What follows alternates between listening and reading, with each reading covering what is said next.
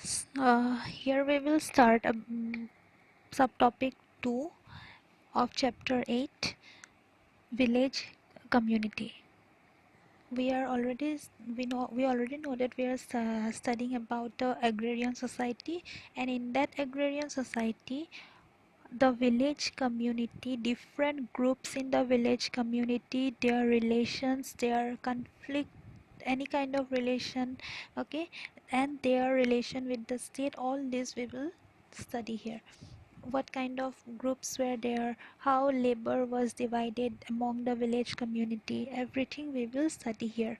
So as we have already seen that in the agricultural production process there was intensive participation and initiative of the peasantry. We have already seen that means peasants had huge contribution or huge participation and huge initiative towards the production of agricultural process. Okay, social groups involved in agricultural production. Who were the social groups? So we will see here.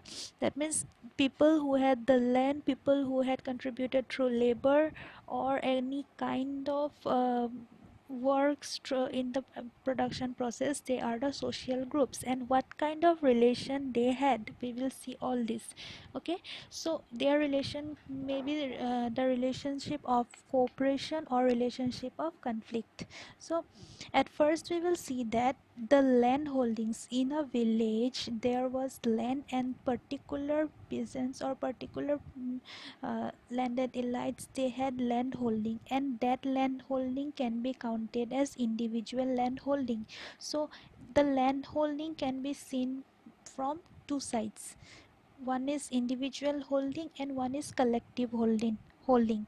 Okay, so if a area of land, they are individually 10 peasants, suppose I'm giving example, 10 peasants hold each square of land. Okay, and individually each one of them holds the individual proportion of the land, and that individual proportion, that means together in that area they hold the land individually, and collectively they form a community, and that can be called as community ownership. Okay, so what we have seen here, land was owned by a individual as well as it can be said as community ownership. তাৰমানে ইয়াত আমি কি চাইছোঁ, ফাৰ্ষ্টত village কমিউনিটিত কোন কোন থাকে, আৰু ভিলেজ কমিউনিটিৰ as we already know' they are acquainted with এগ্ৰিকালচাৰৰ লগত জড়িত, খেতিৰ লগত জড়িত, আৰু বেলেগ বেলেগ ছ'চিয়েল গ্ৰুপছ থাকে। মানে এই গাঁৱৰ সমাজখনত বেলেগ বেলেগ ধৰণৰ গ্ৰুপ থাকে, যিসকলৰ ইটোৰ সিটোৰ মাজৰ সম্পৰ্কটো আমি ইয়াত ষ্টাডি কৰিম। চ' ইয়াত আমি মাটিৰ যোনটো অ'নাৰশ্বিপৰ কথা কৈছোঁ, অ'নাৰশ্বিপটো কেনেকৈ ফাৰ্ষ্টত আমি কৈছোঁ যে ইণ্ডিভিজুৱেলি অ'ন কৰে। যেনিবা এই টুকুৰা মাটিত মই খেতি কৰোঁ, এই টুকুৰা মাটিত বেলেগে খেতি কৰে, ই টুকুৰাত তাৰ ইফালৰ টুকুৰাত আৰু কোনোবাই কৰে, কিন্তু as a whole we are a community, আৰু আমাৰ কমিউনিটিটোৱে এই গোটেই কালেক্টিভলি এইখিনি অ'ন কৰে। বুজি পাইছেনে? চ' একফালৰ পৰা চাব গ'লে এটুকুৰা, এই গোটেই কমিউনিটিটোৰ এই পাৰ্টিকুলাৰ এটুকুৰা মাটি মোৰ। দেন এজ আ হোল চাবলৈ গ'লে গোটেই কমিউনিটিটোৰ মাটিখিনি য'ত আছে, মানে কালেক্টিভলি গোটেইটো এটা কমিউনিটিৰ মাটি বুলি ধৰিব পাৰোঁ আমি। কালেক্টিভ অ'নাৰশ্বিপ বুলি কোৱা যায় সেইটো বস্তু। অ'কে, চ' এই বস্তুটো আকৌ ডিফাৰেণ্ট লেভেলছত থাকে। এনেকুৱা নহয় যে এটা এটা কমিউনিটিত বেলেগ বেলেগ ধৰণৰ ছ'চিয়েল গ্ৰুপছ থাকিব, আৰু সেই গ্ৰুপছবিলাকৰ বেলেগ ধৰণৰ, কাৰণ ইণ্ডিয়াত as we already know' there is the highly played role of the caste system. Caste ছিষ্টেমৰ ইণ্ডিয়াত বহুত এইটো এটা এৰাব নোৱাৰা বস্তু, যিটোৱে ইণ্ডিয়ান ইকনমিটো আগতে এক্সাৰচাইজ কৰিছিলে।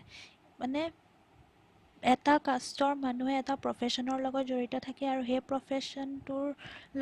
প্ৰফেশ্যনটো ultimately contributes to the economy. Okay, so based on caste, class and in the social hierarchy this ownership community ownership হওক এই তিনিটা কনষ্টিটুৱেঞ্চত আমি দেখা পাওঁ এটা হৈছে কাল্টিভেটাৰ্ছ মানে কাল্টিভেটাৰ্ছ সকলৰ ownership এটা হৈছে পঞ্চায়ত এটা হৈছে ভিলেজ হেডমেন চ' এহঁতৰ ownershipবোৰ বেলেগ বেলেগ মানে ধৰণৰ ownershipবোৰ এইটো লেভেলত বেলেগ বেলেগ ধৰণৰ based on their social existence মানে ছ'চাইটিত তাহাঁতি কোনটো স্তৰত আছে একেবাৰে যদি তলৰ স্তৰৰ হয় তেতিয়াহ'লে তেওঁলোকৰ ownershipটো বেলেগ হ'ব ওপৰৰ স্তৰৰ লগত একেলগে মিল খাই নাথাকিব যদি তেওঁলোক হাই লেভেলৰ হয় এই ছ'চিয়েল যোনটো হায়াৰ্কিৰ কথা আমি ইয়াৰ আগৰ অডিঅ'ত কৈছিলোঁ সেই হায়াৰ্কিটোত যদি অলপ ওপৰত আছে তেতিয়াহ'লে তেওঁলোকৰো হোল্ডিংছবিলাক বেলেগ হ'ব একেলগে লৱাৰ লেভেলৰ পেজেণ্টছৰ লগত তেওঁলোকৰ হোল্ডিংছ একেলগে নাথাকিব so' existence based on their social existence there are 3 constituents of this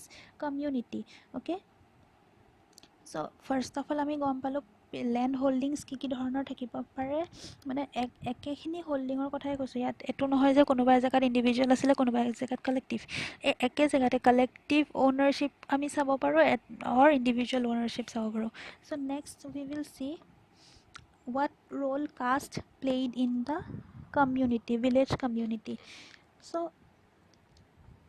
as the caste system was present different caste like distinctions were present মানে কাষ্টৰ বেচিছত বেলেগ বেলেগ ধৰণৰ আৰু তেনেকুৱা ধৰণৰ ক্লাছ বা জাতি তেনেকুৱা ধৰণৰ ডিষ্টিংশ্যন আছিলে সেইখিনিৰ ওপৰত বেছ কৰি আমি কাল্টিভেটাৰ্ছবোৰ যে গোটেইখিনি একেটা কাষ্টৰ সেইটো নহয় চ' গোটেই কাল্টিভেটাৰ্ছখিনি আমি হাইলি হেটেৰজেনাছ গ্ৰুপছ হিচাপে চাব লাগিব তেওঁলোক মানে এটা কমিউনিটিৰ হ'লেও তেওঁলোকৰ based on their castes they have differences based on their caste their groups were highly heterogeneous মানে বেলেগ বেলেগ কাল্টিভেটাৰ্ছৰ মানে গ্ৰুপছ থাকিব based on their caste so suppose মানে এক্সাম্পল আছে ইয়াত suppose যোনে লেণ্ড মাটি হাল বায় বা those who till the land okay then another caste was there those who worked as laborers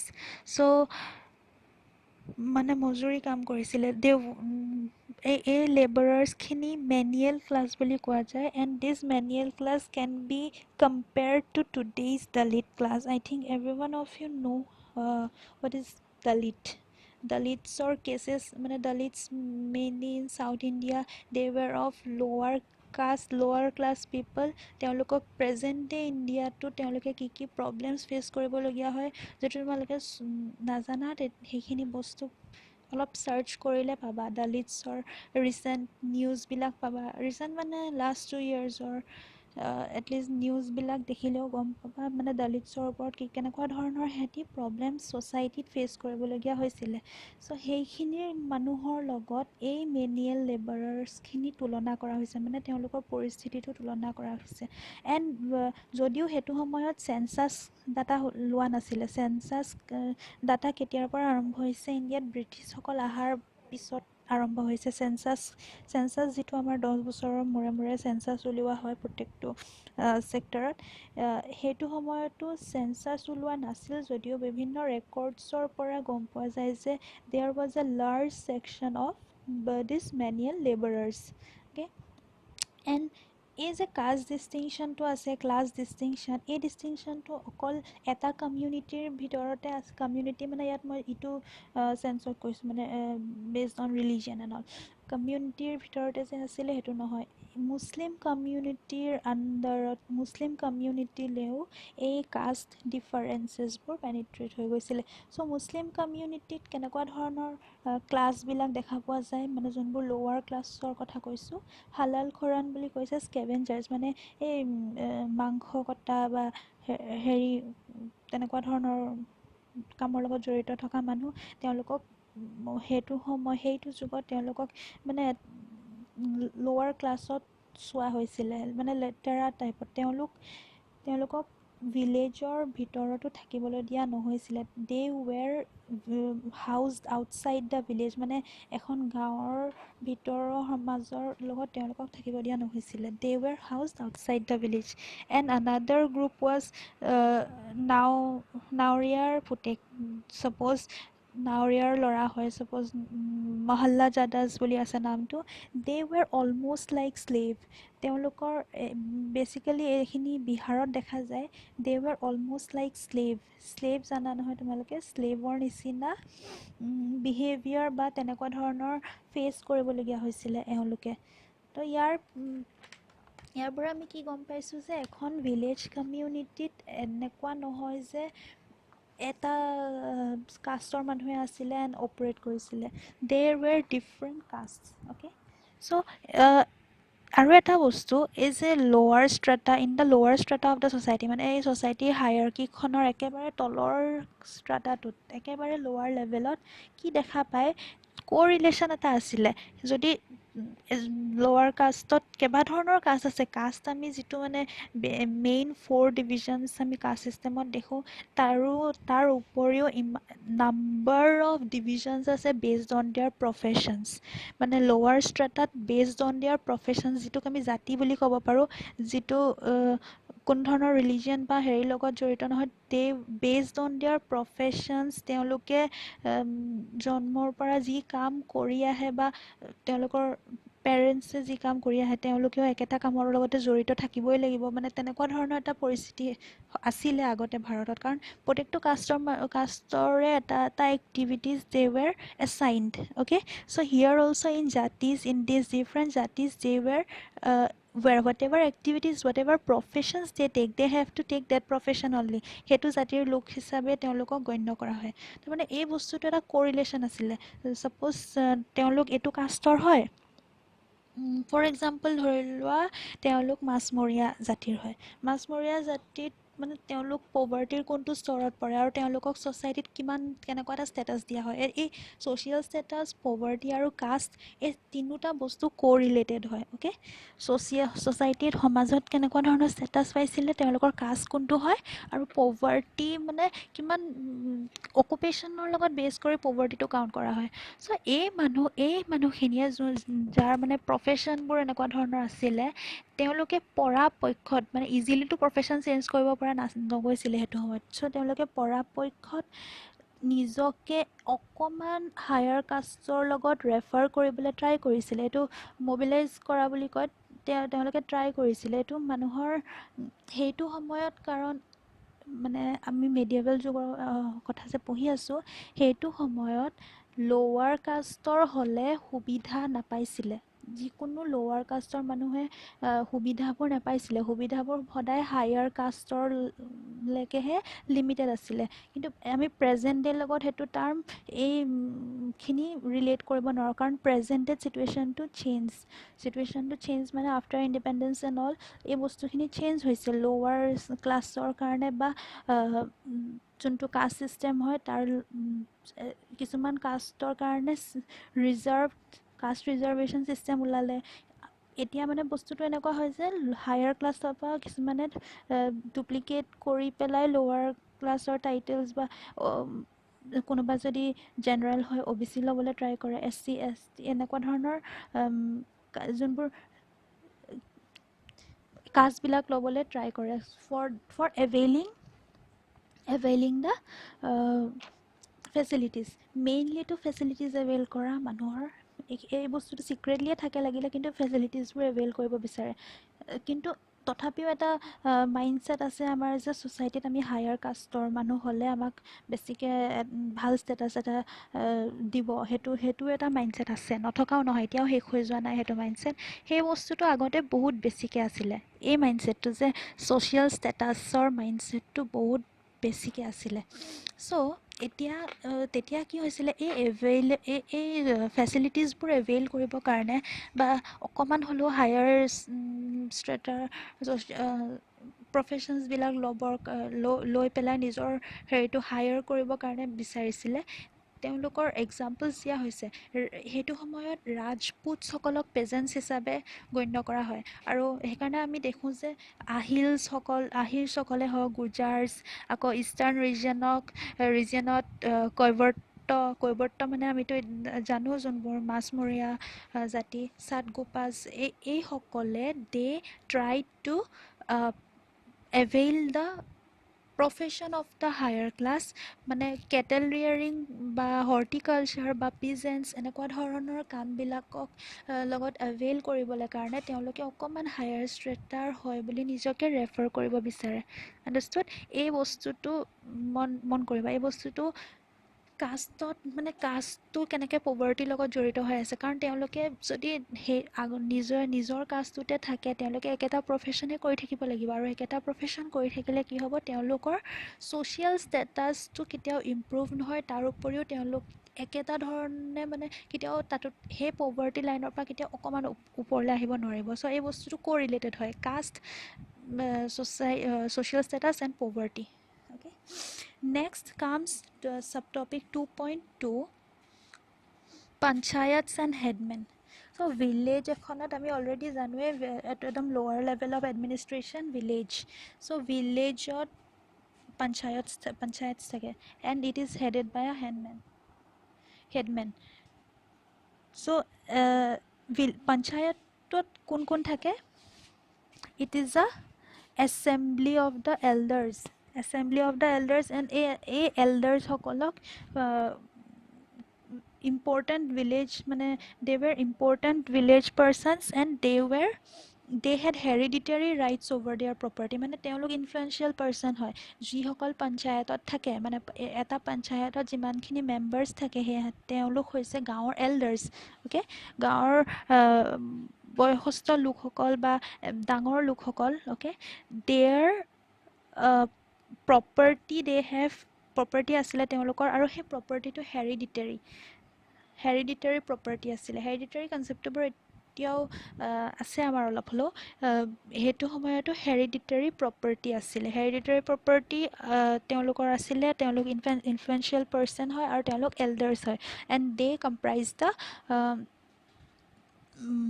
panchayat body. Okay, আৰু যোনখন গাঁৱত মিক্সড কাষ্ট আছিলে, ছাপ'জ কোনোবা এখন গাঁৱত কেইবাটাও কাষ্টৰ লোক they live in that village, তাত কি হৈছিলে, পঞ্চায়তটো এটা হেটেৰ'জেনাছ বডি আছিলে। হেটেৰ'জেনাছ মানে জানা নহয়, কেইবাটাও য'ত মানে ঢেৰ মিক্স থাকে, অকল এটাই নহয়, হেটেৰ'জেনাছ। চ' হেটেৰ'জেনাছ বডি আছিলে পঞ্চায়তটো। তাৰ মানে কি, এটা পঞ্চায়তত প্ৰত্যেক কাষ্টৰ মানুহে ৰিপ্ৰেজেণ্ট কৰে সেই পঞ্চায়ত বডিটোত। অ'কে, আৰু এই পঞ্চায়তটোত সেইটো টাইমৰ অলিগাৰ্কি বুলিও কোৱা যায়। অলিগাৰ্কি মানে কি, a small group of people ruling the village. Okay, a small group of people ruling the village, that is ruling over a number of people. So oligarchy মানে কি, a small group of people, okay, ruling over number of people. So ইয়াত এই পঞ্চায়ত বডিটোত যেনেকৈ যেতিয়া মই already কৈছোঁৱে যে mix caste হ'লে তাত হেটেৰ'জেনাছ বডি হ'ব, আৰু তাত ৰিপ্ৰেজেণ্টিং various caste and communities members থাকিব। ছাপ'জ এই গাঁওখনত 5টামান কাষ্ট এণ্ড কমিউনিটিজ আছে, আৰু প্ৰত্যেকৰে one member will be ৰিপ্ৰেজেণ্টিং in the panchayat. And এটা ইম্পৰ্টেণ্ট মন কৰিবলগীয়া কথা, এই ৰিপ্ৰেজেণ্টেটিভ বডি বুলি ক'ব নোৱাৰোঁ, এই পঞ্চায়ত বডিটোত কি হ'ব, মেনুৱেল ৱৰ্কাৰৰ কোনো মানে একেবাৰে যোনটো লৱেষ্ট ক্লাছ লেবাৰৰ, যিটো আমি মেনশ্যন কৰিছিলোঁ আগত, মেনুৱেল ৱৰ্কাৰৰ কোনো প্ৰেজেণ্ট নাথাকিব। তেওঁলোকৰ কমিউনিটিৰ বা তেওঁলোকৰ ক্লাছৰ কাৰো সেইটো ৰাইট বা তেওঁলোকে পোৱা নাই যে তেওঁলোকে নিজকে ৰিপ্ৰেজেণ্ট কৰিব পাৰে এটা পঞ্চায়ত বডিত। চ' দে ৱেৰ ৰেফ্ৰেইন ফ্ৰম দিছ। অ'কে, তেওঁলোকে এই সুবিধাটো কেতিয়াও পোৱা নাছিলে, এই মেনুৱেল ৱৰ্কাৰখিনিয়ে পঞ্চায়ত বডিটোৰ কথা। চ' আমি ইয়াত পঞ্চায়ত বডিটোৰ কথা গম পালোঁ। চ' পঞ্চায়ত বডিটোৰ এজন হেডমেন থাকে। অ'কে, সেই হেডমেনজনক মুকদ্দম বুলিও কোৱা হয়, মণ্ডল বুলিও কোৱা হয়। Okay, the headmen of the panchayat is known as muqaddam or mandal. এই মণ্ডলজনক কোনে চুজ কৰে?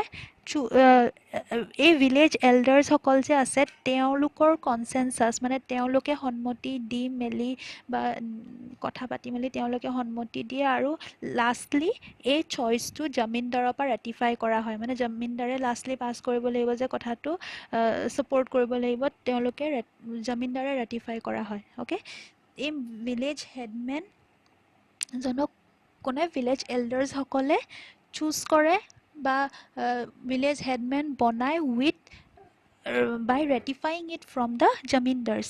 Okay, and এই ভিলেজ হেডমেনজনৰ এটা অফিচিয়েল ডিউৰেশ্যন থাকে যে অফিচিয়েল ডিউৰেশ্যনটো কিমান দীঘলীয়া হ'ব, ইয়াত কোনো ইয়েৰ বা কোনো হেৰি নাথাকে।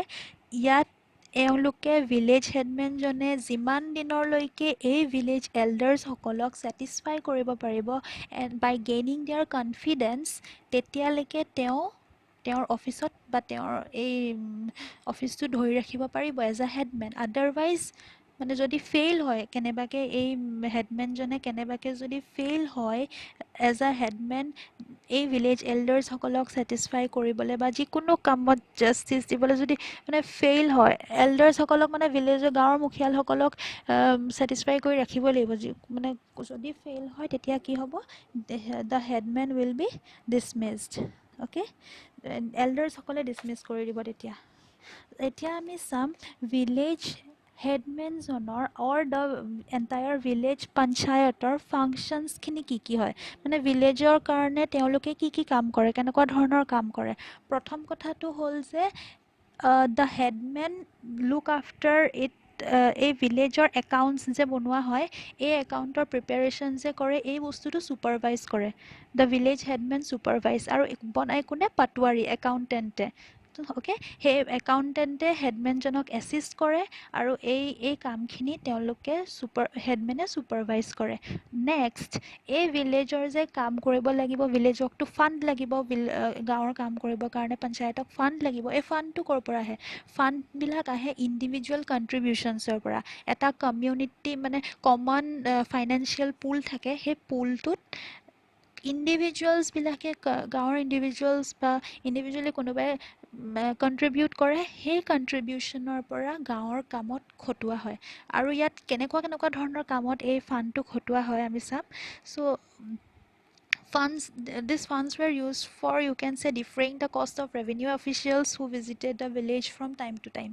এই বস্তুটো বহুত ইম্পৰ্টেণ্ট। মানে এই যে ৰেভিনিউ অফিচিয়েলছবিলাক গাঁৱলৈ আহে, তেওঁলোকক কিবা এটা পইচা দি মেলি মানে অলমষ্ট লাইক ব্ৰাইবিং কৰা নিচিনা এনেকুৱা ধৰণৰ কামত ইয়াৰ পৰা এই ফাইনেন্সিয়েল পুলটোৰ পৰা পইচা বা ফাণ্ড ইউজ কৰা হয়। অ'কে, পইচা বুলি ক'ব নোৱাৰে একজেক্টলি, সেই ফাণ্ডটো যি ধৰণে কালেক্ট কৰে সেই ধৰণে আইদাৰ কেছ অৰ কাইণ্ড এই বস্তুখিনি তেনেকৈ ধৰণে ইউজ কৰা হয়। দেন আৰু কি কি কামত ইউজ কৰা হয়, কমিউনিটি ৱেলফেয়াৰ এক্টিভিটিজ। গোটেই ভিলেজ কমিউনিটিটোৰ কাৰণে যিকোনো ধৰণৰ ৱেলফেয়াৰ এক্টিভিটিজ যে চলি থাকে, ছাপ'জ ফ্লাড হৈ গ'ল, ছাপ'জ কিবা নেচাৰেল বেলেগ ধৰণৰ কেলামিটি আহিলে, যিকোনো ধৰণৰ পৰিস্থিতিত, এনেকুৱা ধৰণৰ পৰিস্থিতিত যিখিনি ভিলেজ পঞ্চায়তে কৰিবলগীয়া কাম, সেই কামখিনি এই ফাণ্ডটোৰ পৰা ইউজ কৰি পেলাই কৰে। নেক্সট আছে কনষ্ট্ৰাকশ্যনৰ কামত, ছাপ'জ খেতিৰ কাৰণে ইৰিগেশ্যনৰ কাৰণে কেনেল এটা বনাবলগীয়া হ'ল, বা নদী বান্ধ যে বনায়, নদী বান্ধ বনাবলগীয়া হ'ল, নদী বান্ধৰ পৰা ইৰিগেশ্যন কৰে। সেইটোতো আই থিংক তোমালোকে জানা যে ডেম যে কনষ্ট্ৰাক্ট কৰে ইৰিগেশ্যন ফেচিলিটিজৰ কাৰণে, তাৰোপৰি আকৌ ইলেক্ট্ৰিচিটিৰ কাৰণে, সেইখিনি আমিতো গম পাওঁ। কিন্তু সেইটোৰ যুগত বেছিকেলি ইৰিগেশ্যনৰ কাৰণে বান্ধবিলাক বনোৱা হয়, আৰু এই কনষ্ট্ৰাকশ্যনৰ কামত পইচা বা whatever the fund that is used from this common financial pool. So one of the এইখিনিতো আমি বেছিক ফাংচনছখিনি গম পালোঁ। আৰু ইণ্টাৰেষ্টিং ফাংচনছ কিছুমান আছে ভিলেজ পঞ্চায়তৰ। ইণ্টাৰেষ্টিং ফাংচনছবোৰ হৈছে, মই যে অলৰেডি মেনশ্যন কৰিছোঁ, কাষ্ট ছিষ্টেমটো এটা ইম্পৰ্টেণ্ট ফেক্টৰ বা ইম্পৰ্টেণ্ট ফিচাৰ বুলি ক'ব পাৰা কাষ্ট ছিষ্টেমটোৱে এনেকুৱাকৈ সোমাই আছে আমাৰ কমিউনিটিত, আমাৰ ছ'চাইটিত এনেকুৱা ধৰণে সোমাই আছে যে এই কাষ্ট বাউণ্ডেৰিজবোৰ মেইনটেইন কৰিছেনে নাই কমিউনিটিৰ মানুহে, সেইখিনি চোৱা চিতা ভিলেজ পঞ্চায়তে কৰে। এনেকুৱাও হৈছিলে ইষ্ট ইণ্ডিয়াত, এনেকুৱা ধৰণৰ এক্সাম্পলো আছে যে বিয়া পাতোঁতে গাঁৱৰ মণ্ডল মানে কি, আমি অলৰেডি কৈছোঁ ভিলেজ হেডমেন মানে পঞ্চায়তৰ হেডমেন। এই হেডমেনজনে ইষ্ট ইণ্ডিয়াৰ এক্সাম্পল হয় এইটো, মেৰিয়েজেছ বা বিয়া সভা পাতোঁতে এই মণ্ডলজন প্ৰেজেণ্ট থাকে আৰু চাই যে কোনো ধৰণৰ অফেন্স হৈছে নেকি কাষ্টৰ এগেইনষ্টত, নিজৰ কাষ্টৰ এগেইনষ্টত গৈ কোনোবাই কিবা কাম কৰিছে নেকি, কোনোবাই কিবা বাউণ্ডেৰী ব্ৰেক কৰিছে নেকি, সেই বস্তুখিনি চায়। যদি কোনোবাই বাউণ্ডেৰী ব্ৰেক কৰে তেওঁলোকৰ কাৰণে পানিছমেণ্ট থাকে, সেইটো পঞ্চায়তৰ ফালৰ পৰা পানিছ কৰা হয়।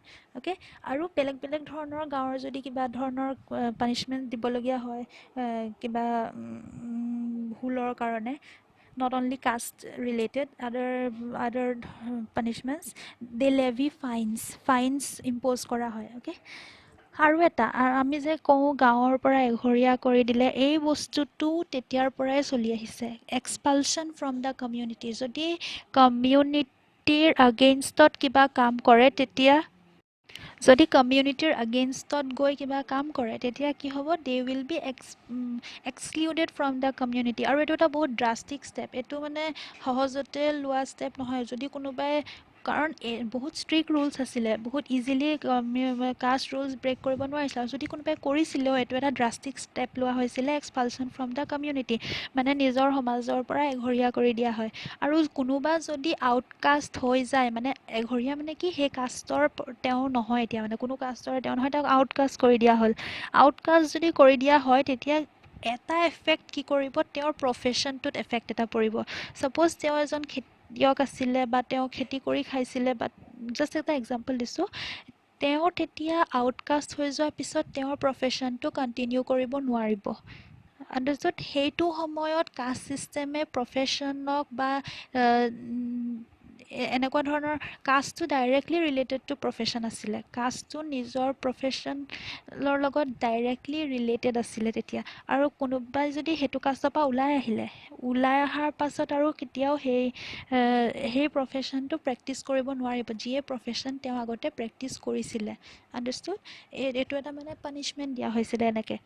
ইয়াৰ উপৰি আমি কি দেখিম, মই যে অলৰেডি কৈছোঁৱে গাঁৱত জাতি আছিলে, দেৰ ৱাৰ জাতি ইন দ্য ভিলেজ, ভেৰিয়াছ জাতি। আৰু এইটো কাৰণে জাতি পঞ্চায়তো গঠন কৰা হৈছিলে, জাতি পঞ্চায়ত। আৰু জাতি পঞ্চায়তৰ আণ্ডাৰত কি কি কাম হৈছিলে, এক্সাম্পল ৰাজস্থান এণ্ড এইবোৰ জেগাত জাতি পঞ্চায়ত আছিলে। কি কি কাম হৈছিলে, চিভিল ডিছপিউটছবিলাক, মানে গাঁৱত কিবা হুলস্থুল কাজিয়া বা তেনেকুৱা ধৰণৰ কিবা চিভিল ডিছপিউট হ'ল, সেনেকুৱা ধৰণৰ হেৰিবোৰ ছল্ভ কৰিছিলে। Next, the Jati Panchayat also mediated in the contested claims on land. মাটিৰ সম্পত্তিৰ লগত জড়িত কিবা ধৰণৰ ডিছপিউট যদি আছে সেইবিলাকো ছল্ভ কৰিছিলে। কিন্তু আৰু মেৰিয়েজেছ, জাতিটো ইভেন মেৰিয়েজেছ, মানে এই মেৰিয়েজ বোলা ফেক্টৰটো বহুত ডিপলি কি কয়, ছুপাৰভাইজ নকয়, বহুত ডিপলি মানে ইনভেষ্টিগেট কৰা হৈছিলে, ভালকৈ হৈছেনে নাই। মানে বিয়াটো এটা মিডিয়াম হয় through which the caste boundaries can be broken. Okay, so' এই বিয়াৰ ক্ষেত্ৰত বেছিভাগ চোৱা চিতা কৰা হৈছিলে, বহুত বেছিকৈ মানে ইয়াক ষ্ট্ৰিক্টলি ফ'ল' কৰিবলগীয়া হৈছিলে। So' in jati panchayat one thing was not done, that is criminal justice was not given. Criminal জাষ্টিছৰ বাহিৰে যিকোনো জাতি পঞ্চায়তৰ ডিচিশ্যন ষ্টেটে ছাপোৰ্ট কৰিছিলে। State was supporting any kind of decision of the jati panchayat except criminal justice. Criminal justice দিয়া right জাতি পঞ্চায়তৰ নাছিলে। Okay, this point you have to keep in mind. আৰু এই পঞ্চায়তবোৰৰ আৰু কি কি কাম আছিলে, মানুহে মানে গাঁৱৰ মানুহৰ কাৰণে পঞ্চায়তবোৰ এটা কোৰ্ট অফ এপিল নিচিনা আছিলে। কিবা যদি গাঁৱত প্ৰব্লেম পাইছিলে, কিবা ধৰণৰ প্ৰব্লেম ফেচ কৰিছিলে, তেওঁলোকে ডাইৰেক্ট কমপ্লেইনছ লিখিছিলে পঞ্চায়তলৈ ডাইৰেক্টলি। চ' ইয়াত কি হৈছে, ৰাজস্থান, মহাৰাষ্ট্ৰ এনেকুৱা ধৰণৰ জেগাত পিটিশ্যন দিয়া হৈছে পঞ্চায়তক। এক্সাম্পল, ৱেষ্ট ইণ্ডিয়াত পিটিশ্যনছ দিয়া হৈছে, তাত কি মেনশ্যন আছে, about high taxes, unpaid labour. Okay, এইবোৰ কোনে কৰিছিলে, হাই টেক্স ইম্প'জ কৰা, বা যোনবোৰ গভমেণ্টৰ বা সেইটো সময়ৰ গভৰ্ণিং বডি মোগল এম্পায়াৰ আছিলে, মোগল ষ্টেট অফিচিয়েলছ যদি আহি পেলাই তেনেকুৱা ধৰণৰ হাই টেক্স ইম্প'জ কৰিছিলে বা কোনোবা হায়াৰ কাষ্ট বা ছুপিৰিয়ৰ কাষ্টৰ লোকে লোৱাৰ কাষ্টৰ লোকক আনপেইড লেবাৰ খটুৱাইছিলে। চ' এই বস্তুবোৰ পিটিশ্যন হিচাপে কেতিয়াবা গ্ৰুপ হিচাপেও পিটিশ্যন দিয়া হৈছিলে, ছিংগল হেণ্ডেডলিও বা তেনেকৈ পিটিশ্যন দিছিলে। ক'ত দিছিলে? To the panchayats. They thought they were expecting justice from the panchayat through these petitions. মানে villagers সকলৰ কাৰণে the village community thought the panchayat as the court of appeal. Court of appeal, যেনেকৈ আমি কোৰ্টত গৈ প্ৰত্যেকটো কিবা আমাৰ সমাজত কিবা ধৰণৰ প্ৰব্লেমছ থাকিলে, আমাৰ কমিউনিটিত কিবা প্ৰব্লেমছ থাকিলে আমি কোৰ্টত পিটিশ্যন দিওঁ, এপিল কৰোঁ চলিউশ্যন দিবলৈ, লিগেল জাষ্টিচ দিবলৈ। এই বস্তুটো সেই সময়ত গাঁৱৰ পঞ্চায়তে ছল্ভ কৰিছিলে এনেকুৱা ধৰণৰ প্ৰব্লেমছবিলাক। অ'কে, জাষ্টিচ বা যিকোনো ধৰণৰ চলিউশ্যনছ কেনেকুৱা ধৰণে দিয়া হৈছিলে এনেকুৱা ধৰণৰ পিটিশ্যনছৰ কাৰণে, ৱেৰ এক্সেচিভ ৰেভিনিউ ডিমাণ্ডছবিলাকৰ নিচিনা পিটিশ্যনছৰ কাৰণে চলিউশ্যনছবিলাক প্ৰায় পঞ্চায়তে কম্প্ৰমাইজ কৰিবলৈ কোৱা হৈছিলে, কম্প্ৰমাইজ কৰিবলৈ কৈছিলে। অ'কে, compromise মানে those who demanded higher revenue they were asked to compromise with the peasants and all. compromise যদি কোনোবাই compromise নকৰোঁ বুলি ভাবিছিলে, মানে ৰিকনচিলিয়েশ্যন নাপাইছিলে, তেতিয়া কি হৈছিলে, পেজেণ্টছবিলাকৰ হাতত এটা you can say there was an effective weapon in their hands, cultivators hands. আমি এই বস্তুটো এক্সাম্পল আগতেও পাই আহিছোঁ, they could desert the village. Desert মানে কি, ভিলেজ বা গাঁওখন এৰি গুচি যাব পাৰে তেওঁলোকে। মানে ইমানেই লেণ্ড এভেইলেবিলিটি আছিলে সেইটো সময়ত, ইমানেই লেবাৰ ৰিচোৰ্চেছৰ মাজত কম্পিটিশ্যন আছিলে লেবাৰ্ছবিলাকৰ মাজত, বা এই পেজেণ্ট লেবাৰ্ছবিলাকৰ মাজত ইমানেই কম্পিটিশ্যন আছিল, তেওঁলোকে সেইবোৰ কেয়াৰ নকৰিছিলে যে আমি হাই ৰেভিনিউ দি ইয়াতেই কষ্ট কৰি থাকিব লাগিব, সেইবোৰ কেয়াৰ নকৰিছিলে। তেওঁলোকে আৰু ভাল জেগাত গৈ ইজিলি ভিলেজ ছেট আপ কৰি লৈছিলে, ইজিলি তেওঁলোকে খেতি কৰি পেলাই খাব পাৰিছিলে। তেওঁলোকৰ কাৰণে সেই বস্তু এটা বহুত ইফেক্টিভ ৱেপন হয়। যদি কোনোবাই জাষ্টিচ দিয়াত ফেইল হয়, যদি কোনোবাই নামানে, তেতিয়া তেওঁলোকে এই বস্তুটো ইউজ কৰিছিলে, এই ৱেপনটো ইউজ কৰিছিলে, এই অস্ত্ৰটো ইউজ কৰিছিলে তেওঁলোকে। নেক্সট আমি পাওঁ ভিলেজ আৰ্টিচানছ। ইয়াত মই কৈছিলোঁ ইয়াৰ আগৰ ভিডিঅ'টোত, ভিলেজ আৰ্টিচানছসকলৰ কি কাম, মানে এই আৰ্টিচানছ কাক কয়, যিসকল লোক কোনো ধৰণৰ আৰ্ট এণ্ড ক্ৰাফ্টৰ লগত জড়িত হৈ থাকে, যিকোনো ধৰণৰ ক্ৰাফ্ট ৱৰ্কছৰ লগত জড়িত হৈ থাকে, মানে যিকোনো ধৰণৰ ক্ৰাফ্ট ৱৰ্ক, যি ক্ৰাফ্ট ৱৰ্কৰ দ্বাৰা ছাৰ্ভিচ প্ৰভাইড কৰা হয়, তেওঁলোকক আৰ্টিচানছ বুলি কোৱা যায়। আৰু এই আৰ্টিচানছসকল কোন আছিলে, who were these artisans? They were not different people. Okay, ভিলেজতে তেওঁলোক they were village people only, they were from the village and they were none other than the peasants. বহুত ক্ষেত্ৰত পেজেণ্টছ আৰু আৰ্টিচানছৰ মাজত ডিষ্টিংশ্যনছ ওলোৱাটো বহুত টান হৈ যায়, কাৰণ কিছুমানহে আছিলে যে দে ৱেৰ ৰেগুলাৰ আৰ্টিচানছ, তেওঁলোকে এগ্ৰিকালচাৰৰ লগত জড়িত, খুব কম সংখ্যক আছিলে এগ্ৰিকালচাৰৰ লগত জড়িত নাছিলে, তেওঁলোকৰ কামেই আছিলে আৰ্টিচানেল ৱৰ্কছ বা এনেকুৱা ধৰণৰ ক্ৰাফ্ট প্ৰডাকশ্যন, এনেকুৱা ধৰণৰ শিল্পৰ লগত জড়িত থাকে তেওঁলোক। কিন্তু প্ৰায়খিনিয়ে, গাঁৱৰ প্ৰায় লোকে এই আৰ্টিচান ৱৰ্কাৰ্ছ আছিলে। মানে এগ্ৰিকালচাৰেল কেলেণ্ডাৰ এখন আছে, কেলেণ্ডাৰ মানে আমাৰ কেলেণ্ডাৰ এখন নাথাকে জানো, এগ্ৰিকালচাৰেল কেলেণ্ডাৰ বুলি ক'লে কি বুজা যায়, কোনটো সময়ত ধান ৰুৱে, কোনটো সময়ত হাৰভেষ্ট কৰে, কোনটো সময়ত এইবোৰ উইডিং বা হেৰি কৰে, এটা কেলেণ্ডাৰ থাকে, হাল বাই কোনটো সময়ত।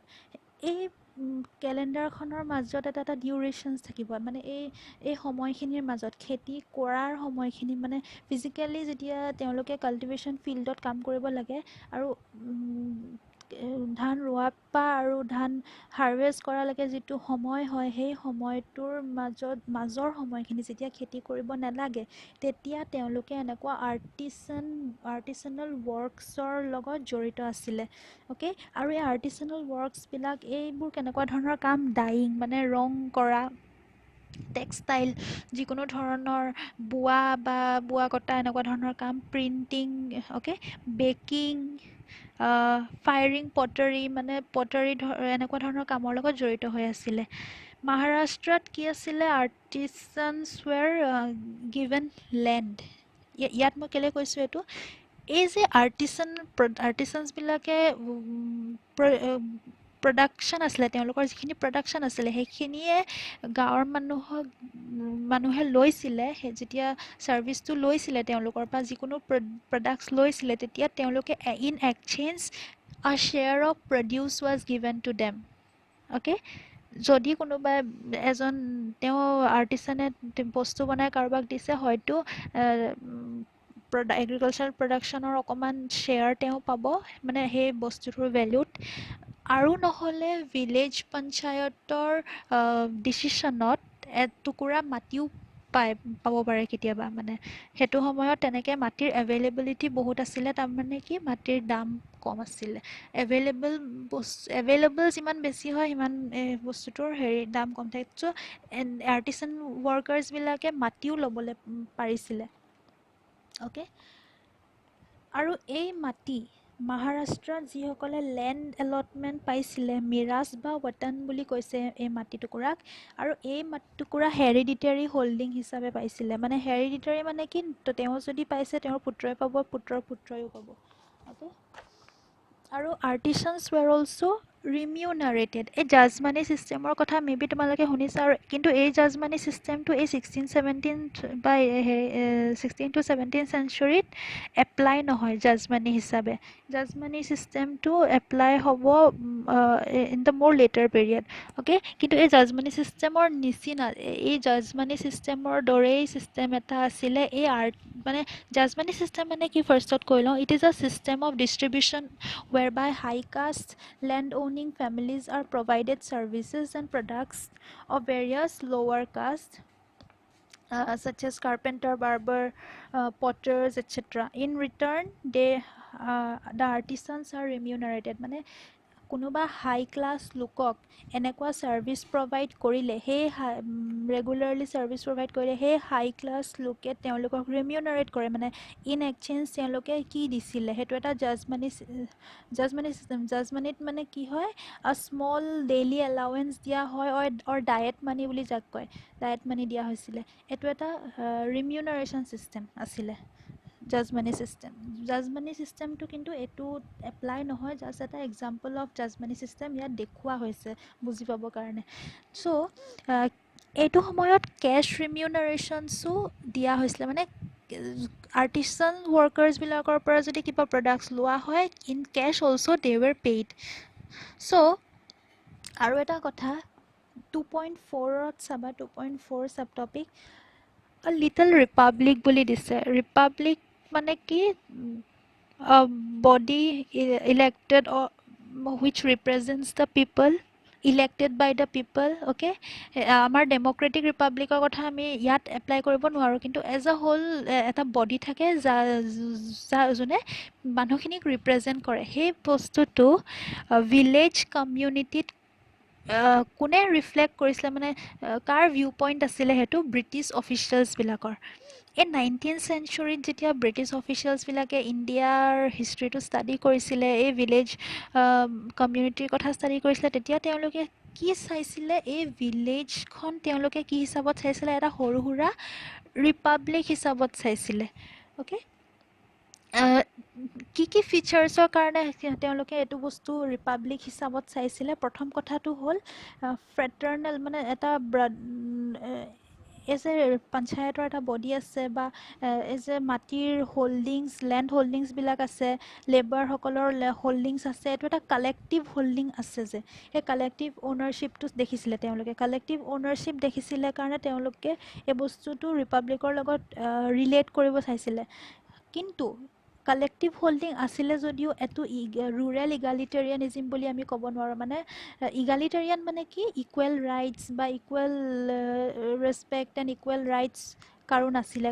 কেলে নাছিলে সেইটো এইটো মানে এনালাইজ কৰি চোৱা হৈছে এইটো যদি কালেক্টিভ অ'নাৰশ্বিপ আছে তেতিয়াহ'লে চবৰে ইকুৱেল ৰাইটছ আছিলে সেইটো নহয় কালেক্টিভ অ'নাৰশ্বিপ আছিলে বুলিয়ে যে ইকুৱেল ৰাইটছ আছিলে সেইটো নহয় কাৰণ এই সমাজখনত কাষ্ট ছিষ্টেম আছিলে according to their caste they had their professions okay according to their caste they could do their activities সেইকাৰণে because there was individual ownership আছিলে তাৰ উপৰিও ইণ্ডিভিজুৱেলিও অ'ন কৰিছিলে এইটো নহয় যে কালেক্টিভলি মাটিখিনি অ'ন কৰিছিলে আৰু ইণ্ডিভিজুৱেলি তাত শ্বেয়াৰ নাছিলে ইণ্ডিভিজুৱেল শ্বেয়াৰ্ছ আছিলে চ' ডিপ ইকুৱেলিটিজ আছিলে জেণ্ডাৰ কাষ্ট এইবিলাক খুব ডিপ ইনইকুৱেলিটিজ আছিলে চ' আমি ইগালিটেৰিয়ানিজিম আছিলে বুলি ক'ব নোৱাৰোঁ আৰু এটা কথা এই পঞ্চায়ত বডি এটাই এই ভিলেজ কমিউনিটিখন যে ৰুল কৰিছিলে ভিলেজ এফেয়াৰ্ছবোৰ কোনে ডিচাইড কৰিছিলে পঞ্চায়তে ডিচাইড কৰিছিলে কিন্তু সৰু সুৰা উইকাৰ ছেকশ্যনবিলাকক পঞ্চায়তে এক্সপ্লইট কৰিছিলে কেতিয়াবা আৰু জাষ্টিছো দিছিলে চ' এই বস্তুখিনি ব্ৰিটিছাৰ্ছসকলে ভাবিছিলে যে এইটো এটা সৰু সুৰা ৰিপাব্লিক বুলি ক'ব পাৰি নেকি মানে সেইটো হিচাপে চাইছিলে অভিয়াছলি সেইটো ৰিপাব্লিক নহয় কিন্তু এটা ৰিপাব্লিকৰ ফিচাৰ্ছবিলাক তেওঁলোকে দেখা পাইছিলে আৰু কেছ ৰেভিনিউ সেইটো টাইমত যে অলৰেডি মই কৈছোঁ যে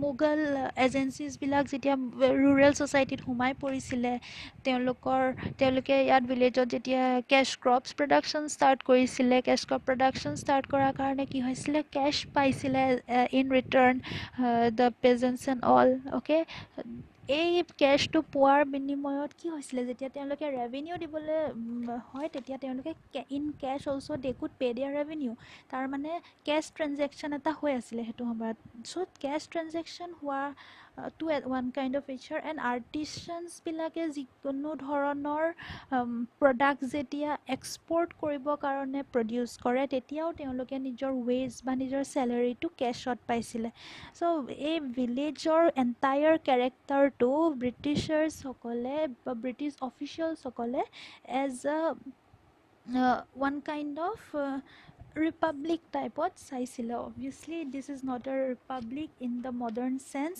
বাট they viewed this thing village in this way okay so' আমি এইটো অডিঅ'ত আমি গম পালোঁ what is in the village community ভিলেজত কেনেকৈ কাষ্ট ডিফাৰেঞ্চেছ আছিলে অ'কে এই কাষ্ট ডিফাৰেঞ্চেছৰ কাৰণে কেনেকৈ প্ৰফেশ্যনছবোৰ এফেক্ট হৈছিলে next who rule the village তাৰমানে ভিলেজত কাৰ এডমিনিষ্ট্ৰেশ্যন আছিলে পঞ্চায়তৰ এডমিনিষ্ট্ৰেশ্যন আছিলে তেওঁলোকে কি চোৱা চিতা কৰিছিলে they had their fund they look after the caste boundaries কেনেকুৱা ধৰণৰ পানিছমেণ্ট আছিলে কাষ্ট বাউণ্ডেৰিজবোৰ ফ'ল' নকৰাৰ কাৰণে then what was their village আৰ্টিচানছবিলাকৰ প্ৰডাক্টছবিলাক কেনেকুৱা ধৰণৰ ভিলেজ আৰ্টিচানছ পটাৰ্ছ ব্লেকস্মিথ কাৰ্পেণ্টাৰ্ছ এইসকলক কেনেকৈ পে' কৰা হৈছিলে এইসকলে কেনেকৈ হাউ পিজেণ্টছ ৱেৰ also' partly artisans during the time when there was no cultivation works so all this we have learned in this audio and the village being seen as a republic by the British officials during the 19th century 19th century তেওঁলোকে চাইছিলে তাকো ৰেকৰ্ডছৰ পৰা চাইছিলে বাট সেইটো সময়তো 19th centuryলৈকে almost ভিলেজৰ কেৰেক্টাৰটো same আছিলে চ' এইখিনি বস্তু আমি ইয়াত চাবলৈ পাইছোঁ so' next in the next class we will see women in agrarian society এই এগ্ৰেৰিয়ান ছ'চাইটিখনত মহিলাসকলৰ পাৰ্টিচিপেশ্যন কেনেকুৱা আছিলে কি ধৰণে তেওঁলোকে পাৰ্টিচিপেট কৰিছিলে মানে এই ভিলেজ যোনটো ইকনমিক ছেক্টৰ হয় ভিলেজৰ এই ইকনমিত তেওঁলোকৰ কণ্ট্ৰিবিউশ্যনটো কেনেকুৱা আছিলে জেনেৰেলি আমি মহিলাসকলৰ পাৰ্টিচিপেশ্যন বহুত ক্ষেত্ৰতে বহুত কম দেখোঁ চ' ইয়াত কেনেকুৱা ধৰণৰ আছিলে নেক্সট ইউনিটটোত আমি চাম ফৰেষ্ট এণ্ড ট্ৰাইবছ তেওঁলোকৰ প্ৰডাকশ্যনছবিলাকৰ পৰা কেনেকৈ ষ্টেটৰ লাভ হৈছিলে so' up to here we will stop in this is audio 5 and in the audio 6 we will see the women in agrarian society. Thank you.